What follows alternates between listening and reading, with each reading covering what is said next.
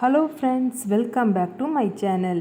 இன்றைக்கி நம்ம கார்த்திகை மாதத்தில் கார்த்திகை தீபம் ஸ்பெஷலாக கார்த்திகை அப்பம் எப்படி செய்கிறதுன்னு பார்க்கலாம் வாங்க. 1 கிளாஸ் அளவு பச்சரிசி எடுத்துக்கலாங்க. எந்த கிளாஸில் எடுக்கிறோமோ அதே கிளாஸில் தான் நம்ம வெல்லமும் அளந்து எடுத்துக்கணும். இப்போ இதை ஒரு பவுலில் மாற்றிக்கலாங்க. இந்த அரிசியை 3லேருந்து 4 தடவை நல்லா கழுவி எடுத்துக்கலாம். 3லேருந்து 4 தடவை நல்லா அலசின பிறகு ஒரு 2 மணி நேரம் நல்லா ஊற வைக்கணுங்க. 2 மணி நேரம் கழித்து அரிசியை பார்ப்போம். அடுத்து நம்ம வெல்லத்தை கரைச்சிக்கலாங்க. எந்த கிளாஸில் அரிசி எடுத்தோமோ அதே கிளாஸில் 3/4 கிளாஸ் அளவு வெல்லம் எடுத்துருக்கோங்க.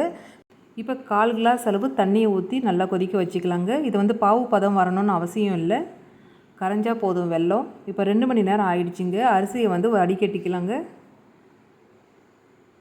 அரிசியை நல்லா வடிகட்டியாச்சுங்க. இப்போ ஒரு மிக்ஸி ஜாரில் சேர்த்துக்கலாம். அடுத்து வாசனைக்கு 3 ஏலக்காவை சேர்த்துக்கலாங்க. அடுத்து 1/4 மூடி தேங்காவை சேர்த்துக்கலாம். நான் அடிப்பகுதியெல்லாம் கட் பண்ணியிருக்கேன்.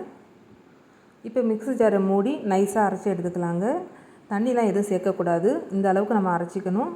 இப்போ இது கூட நம்ம வெல்லத்தை கரைச்சி வச்சுருக்கோம் இல்லையா, அதையும் நம்ம சேர்த்துக்கலாங்க. வெல்லத்தில் அதிக அளவு தண்ணி சேர்க்கக்கூடாது. இதுமாரி 1/4 கிளாஸ் அளவு சேர்த்திங்கன்னா கரெக்டாக இருக்கும். அடுத்து இதில் பழுத்த வாழைப்பழம் 2 சேர்த்துக்கலாங்க. மிக்ஸி ஜார் மூடி நைஸாக அரைச்சி எடுத்துக்கலாங்க. தண்ணி நம்ம எதுவும் சேர்க்கல, வெள்ளைப்பாகு மட்டும் தான் சேர்த்துருக்கோம். கரெக்டான பதத்தில் இருக்குது. ஒரு பவுலுக்கு மாற்றிக்கலாங்க. கடாயில் எண்ணெயை ஊற்றி காய வச்சுக்கலாங்க. எண்ணெய் நல்லா சூடாகிடுச்சிங்க. ஒவ்வொரு கரண்டியாக நம்ம மாவை எடுத்து ஊற்றிக்கலாங்க.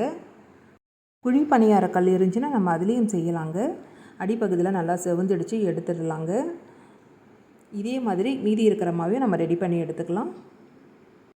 ரொம்ப ஈஸியான மெத்தடில் கார்த்திகை அப்பம் ரெடி பண்ணியாச்சுங்க. கண்டிப்பாக இந்த வீடியோ உங்களுக்கு பிடிக்கும்னு நினைக்கிறேன். பிடிச்சிருந்தால் லைக் பண்ணுங்கள், ஷேர் பண்ணுங்கள், கமெண்ட் பண்ணுங்கள். மறக்காமல் நம்ம சேனலை சப்ஸ்கிரைப் பண்ணுங்கள். பக்கத்தில் இருக்கிற பெல் ஐக்கானை கிளிக் பண்ணுங்கள். அப்போ தான் நான் அடுத்தடுத்து போடுற வீடியோ உங்களுக்கு வரும். நன்றி, வணக்கம்.